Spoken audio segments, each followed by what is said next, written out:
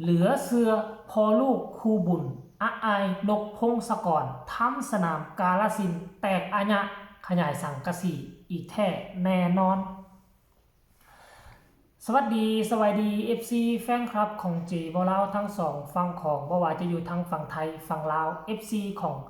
อาอายสกุลนพรลูกสาวของพอนกพงศกรแห่งวงเสียงวีหกตั้งแต่ก้าวเข้าเฟส2ของฤดูกาลปีที่6นี่หลังจากพักไปเป็นเวลาเกือบ1 เดือน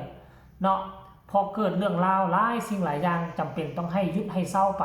แต่ว่าเข้ามาถึงเฟส2นี่มีความโด่งความดังความปังคูณ2จะไปลงสนามใดสนามนั้นแตกอาญะได้ขยายสังกะสีตลอดทุกครั้งในค่ำคืนที่ผ่านมานี่ก็ได้ไปแสดงตามปกติหลังจากได้พัก1 วันพักแฮม1 วันเพราะงานอยู่ทางอุบลยกเลิกแล้วเมื่อวานนี่ก็เดินทางเข้าสู่สนามถัดไปนั่นก็คืออำเภอสมเด็จจังหวัดกาฬสินธุ์ปี 2568 ที่ไว้วางใจให้ลูกหลานมาแสดงในงานของทานนั่นแสดงว่าปีกายนี่ก็ได้แสดงอยู่มองนี่และก็จ้างต่อมาปีนี้นั่นเองเนาะทั้งเพจหมอลำเสียงวีหกก็ได้ออกมาโพสต์เคลื่อนไหวว่าคืนนี้หมอลำเสียงวีหกขอขอบคุณคณะกรรมการงานงิ้วศาลเจ้าพ่อสมเด็จอำเภอสมเด็จจังหวัดกาฬสินธุ์ปี 2568ที่ไว้วางใจให้ลูกให้หลานมาแสดงในงานของทานขอขอบคุณแฟนๆหน้าเวทีให้กำลังใจกันอย่างล้นหลามและขอบคุณบัตรทุกใบหัวใจทุกดวงวงทางสตรีมทุกดวงทางสตรีมไลฟ์กลุ่มปิดค่ำคืนนี้มาเต้ยจนวินาทีสุดท้ายไปด้วยกันแฮชแท็กหมอลำเสียงวีหกแฮชแท็กนกพงศกรแฮชแท็กเสียงวีหกอลังการโชว์ท่านผู้ชมพร้อมกับลงรูปอลังการงานสร้างอีหลีคือมดคันสิเว้าไหมคือมันอลังการงานสร้างเดินล้านค่อยเบิ่งแล้วถ้าเทียบใช้ประเทศลาวนี่มันอาจจะงานของระดับชาติคนแหละเฮ็ดได้ดีแบบนี้นะและคนเข้าไปนะเลื่อนหมื่นท่านผู้ชมเอ้ยเฮือนหมื่นอีหลีเว้ยอาญะพอลูกครูบุญคุณนี่ค่อยบอกเลยว่าอาญะนับมือนับมีมนต์ขลังนับมือนับอุ้ยไม่ไงเสียงเนี่ยตกคลอกแคลกทุกคนเสียงเครื่องบางหินตกใส่หลังคาบ่เป็นอย่างดอกคนลุกเรื่องอายก็พอนกพงศกรเฮ็ดสนามแตกยังบ่พอแล้วมาคนลุกเสียงมันอย่างตกคลักคลักที่ผ่านมาบ่เคยได้ยินสร้างหัวมันเถาะก็คือว่าที่ผ่านมานี่กระแสของอ้ายสกุลนพรถามว่าโด่งดังบ่มีกระแสโด่งดังบ่ก็โด่งดังแต่มาถึงปีนี้นะคือมันพิเศษอีหลีแม่ทุกคนมันพิเศษอีหลีเจบอลาวมาสังเกตเบิ่งหลายสนามแล้วประมาณ 3-4 สนามแต่ละสนามเป็นเพราะการพัฒนาตัวตนของน้องอ้ายสกุลนพรตอนปีผ่านๆมานี่ก็ยังอายุน้อย11-12 ปีเนาะ11-12 ปีการเทคแคร์การอินเตอร์เทรนให้กับบรรดาคนเบิ่งกับบรรดาคนดูก็อาจจะ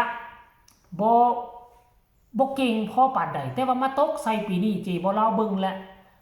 มีการพัฒนาขึ้นหลายการอินเตอร์เทนคนเบิ่งน่ะ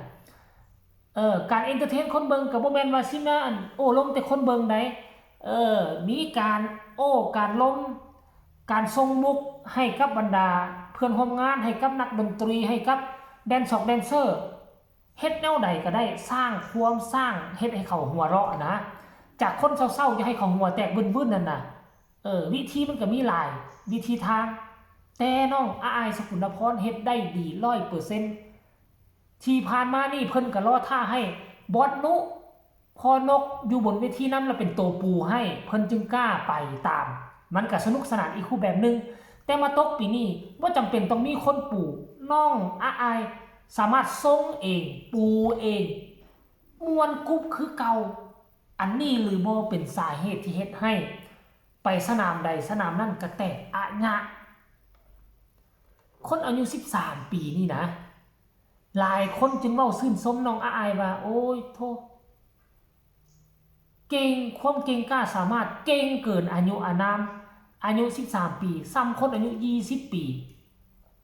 ทั้งพอนกพงศกรก็พัฒนาตนเองไปเรื่อยๆอยู่ในระดับเก่งเบอร์ต้นๆของเมืองไทยแต่ก็ยังฝึกฝนรอลองเฮาสังเกตได้ในช่วงพักแฮมนี่วันพักแฮมบ่ปล่อยเวลามันเสียทิ่มมาซ่อมบทนั่นและมาซ่อมบทนี่กินข้าวสามัคคีอบอุ่นเหมือนคนในครอบครัวอีหลีอีหลอเรื่องราวแบบนี้มันหาได้ยาก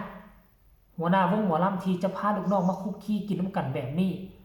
ปกติแล้วเขาก็อยู่พอเขาบ่มากินรวมอยู่ในวงซ้ำเขาเข้าห้านอาหารลงอาหารรูไปเต็มมาถ่ายคอนเทนต์เล็กๆน้อยๆไปกินข้าวน้ำตลกผู้นั้นไปกินข้าวน้ำนางห้องผู้นี้จับ 2-3 คำเฮ็ดคอนเทนต์แต่พอนกพงศกรบ่อายบ่กินเป็นกินลูกน้องกินสำใดเฮาก็กินสำนั้นลูกน้องกินอีหยังเฮาก็กินอันนั้น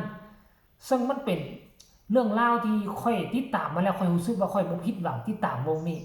บ่ผิดหวังแต่อย่างน้อยเลยโอ้บ่เสียแฮงที่เฮากดติดตามกดไลค์กดแชร์สมพอดอกคนลาวอยู่ทางฟังเวียงจันทน์นี่เป็น FC ของนกพงศกรบักหลายๆฮอดยามเปิดฤดูกาลฮอดยามปิดฤดูกาลข้ามแม่น้ำโขงข้ามหนองคายไปทะลุฮอดอุดรไป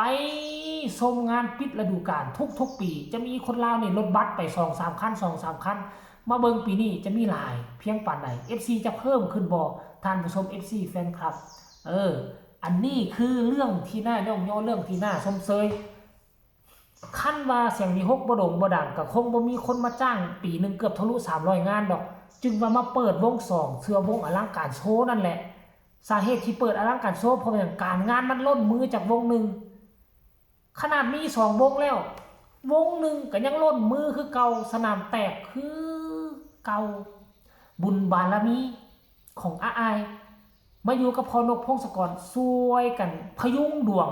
จากเดิมมันปังอยู่แล้วมันปังคูณ2คูณ3ขึ้นจนบ่มีทีติอายก็เก่งคืนเก่งวันจนผู้เลี้ยงดูจนงงพุ่นแหละตกตะลึงโอ้คือมาสลาดแท้ว่าซั่นเด้ท่านผู้ชมเนาะเอาคลิปนี้ก็เอามาฝากฟังกันเพียงซ้ำนี้เรื่องราวของอายสกุลพรกับพอนกพงศกรที่ไปขึ้นคอนเสิร์ตเมื่อวานนี้อยู่ที่กาฬสินธุ์สนามแตกอาญะคนเรือนหมื่นแฮกันเข้ามาเบิ่งฝากทุกคนกดไลค์กดแชร์กดติดตามให้แน่เพื่อจะบ่พลาดคลิปดีๆแบบนี้ตลอดไปที่สำคัญอย่ากดข้ามโฆษณาผู้ใดมีคำตำหนิติชมคำคิดคำเห็นก็ส่งข่าวมาได้ทางใต้คอมเมนต์สำหรับคลิปนี้ขอลาท่านผู้ชมไปก่อนสบายดี